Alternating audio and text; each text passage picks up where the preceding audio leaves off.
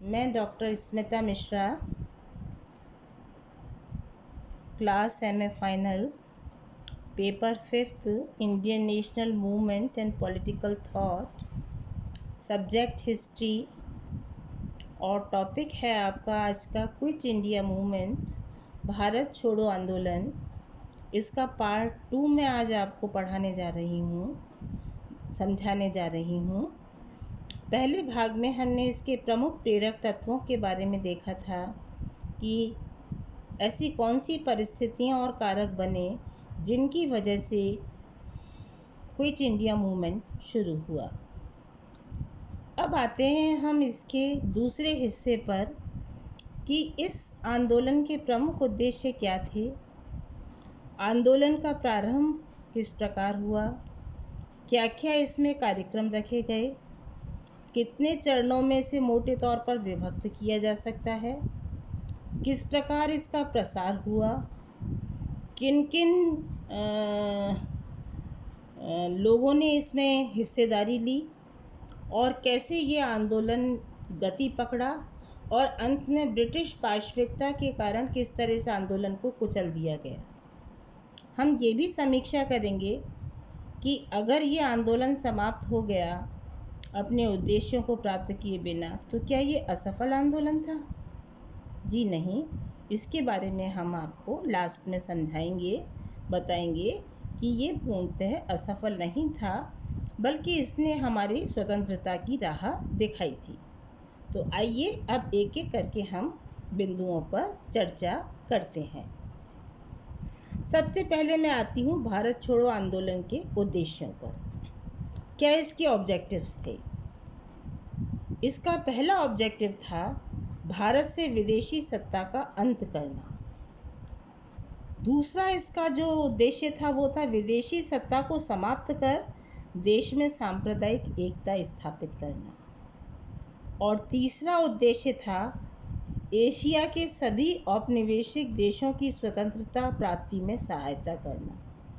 इसका क्या मतलब हुआ कि न केवल खुद स्वतंत्र होना, बल्कि एशिया में इस तरह के जो उपनिवेश बने हुए हैं उनकी भी स्वतंत्रता में सहायता करना। तो इन व्यापक उद्देश्यों के साथ ये आंदोलन प्रारंभ हुआ। अब आता है आंदोलन किस प्रकार प्रारंभ हुआ और इसके क्या क्या कार्यक्रम थे। सर्वप्रथम हम देखते हैं कि गांधी जी बातचीत के पक्ष में थे। 8 अगस्त की रात्रि तक उन्होंने अपना मैसेज भेजा था कि कोई बातचीत हो जाए, लेकिन अंग्रेज़ सरकार बातचीत के बिल्कुल मूड में नहीं थी और उसने 9 अगस्त 1942 की सुबह ही कांग्रेस के सभी बड़े नेताओं को गिरफ्तार कर लिया। इसी बीच 9 अगस्त के हरिजन के अंक में, जो गांधी जी का एक मुख्य समाचार पत्र था, इस आंदोलन के विषय में गांधी जी ने कुछ गाइडलाइंस जारी की। इन गाइडलाइंस को मैं 6 चरणों में बांट सकती हूँ। प्रथम चरण, जिसमें आंदोलन को रोकने वाले सभी आदेशों का उल्लंघन करना था, नमक बनाना था और जिन संस्थाओं को गैर सरकारी घोषित कर दिया गया था उनकी सदस्यता ग्रहण करना था। दूसरे चरण में क्या करना था?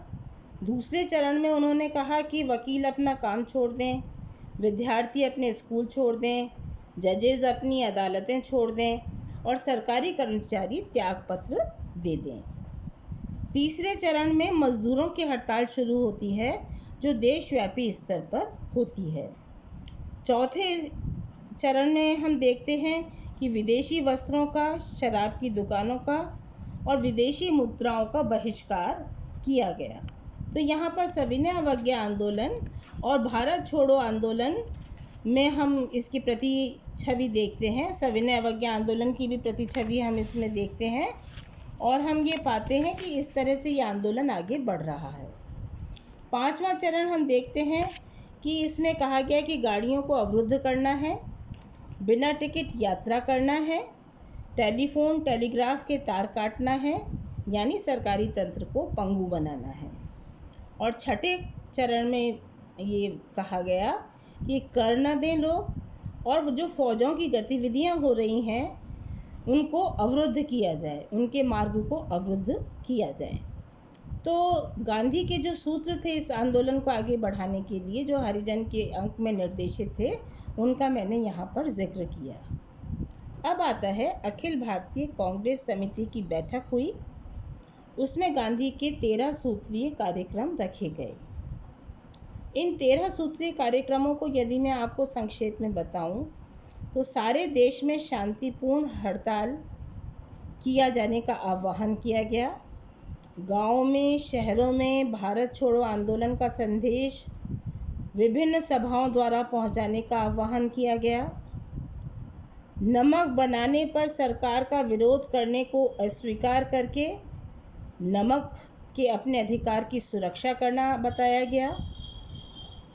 चौथा, इसमें विद्यार्थियों को मुख्य रूप से जोड़ा गया और कहा गया कि इसमें विद्यार्थी अहम रूप से अपनी भूमिका निभाएं। इसके अलावा असहयोग और सविनय अवज्ञा आंदोलन द्वारा तंत्र को फेल करने की कोशिश करने का भी इसमें एक सूत्र रखा गया। इसके साथ साथ सैनिकों से भी कहा गया कि वे लोग पहले अपने को कांग्रेसी माने, बाद में सैनिक माने और उन आदेशों का उल्लंघन कर दें जो उनकी आत्मा स्वीकार नहीं कर रही है।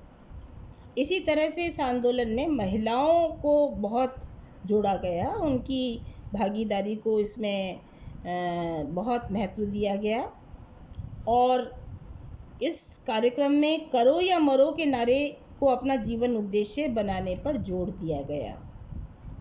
इसके साथ साथ ये अपील की गई कि सभी धर्मावलंबी, चाहे जैन हो, सिख हो, पारसी हो, हिंदू हो, सिख हो, मुसलमान हो, सभी इसमें भाग लें।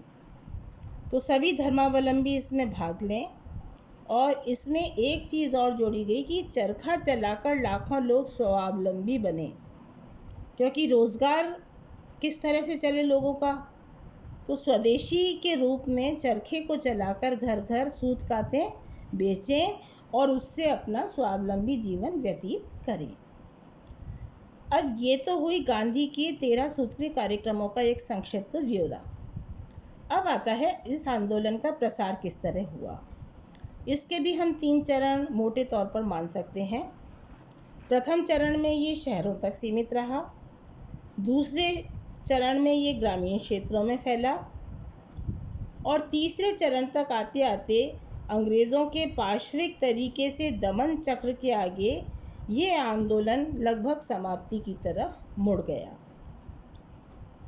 यदि इस आंदोलन की अपन लोग समीक्षा करें या इसको बारीकी से देखें तो इसमें गांधी जी के साथ साथ इस आंदोलन को चलाने में, 1942 के आंदोलन को चलाने में जो हमारे प्रमुख उस समय के समाजवादी नेता थे, उनको भी हम इनको बहुत बड़ा श्रेय दे सकते हैं कि किस तरह से उन्होंने इस आंदोलन को चलाया।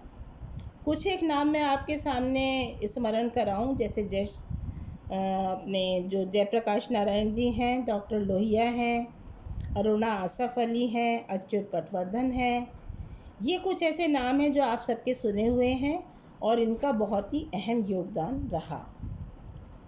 इसके साथ साथ इस आंदोलन की एक बहुत बड़ी विशेषता ये रही कि देश में जगह जगह समानांतर सरकारें स्थापित की गई।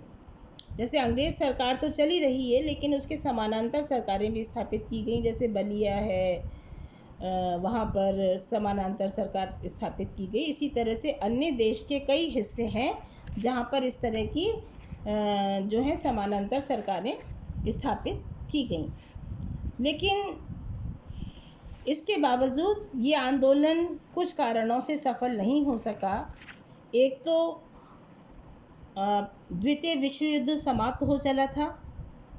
दूसरा, अंग्रेज लोग जो थे उस समय अनुदारवादी दल चल रहा था, बिल्कुल नहीं चाहते थे कि हिंदुस्तानियों को आज़ादी दें।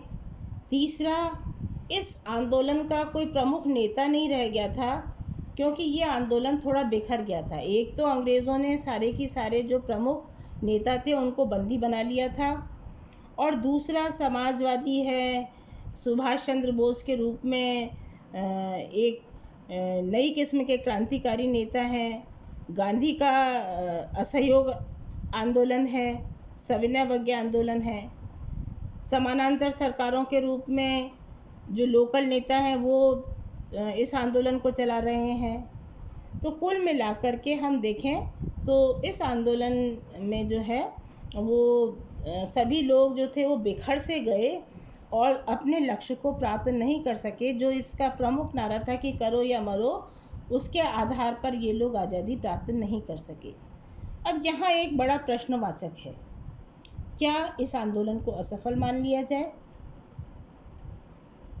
यदि उद्देश्यों की दृष्टि से देखें तो शायद हाँ, लेकिन अगर हम इस आंदोलन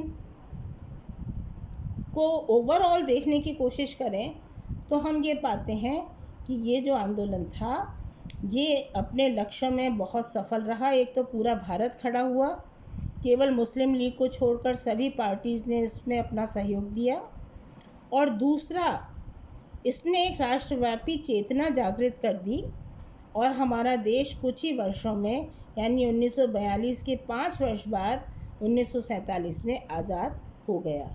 तो इसलिए इस आंदोलन को असफल नहीं कहकर हम इसे बहुत बड़ी इसकी सफलता मान सकते हैं और ये आंदोलन इतिहास में बहुत ही महत्वपूर्ण है।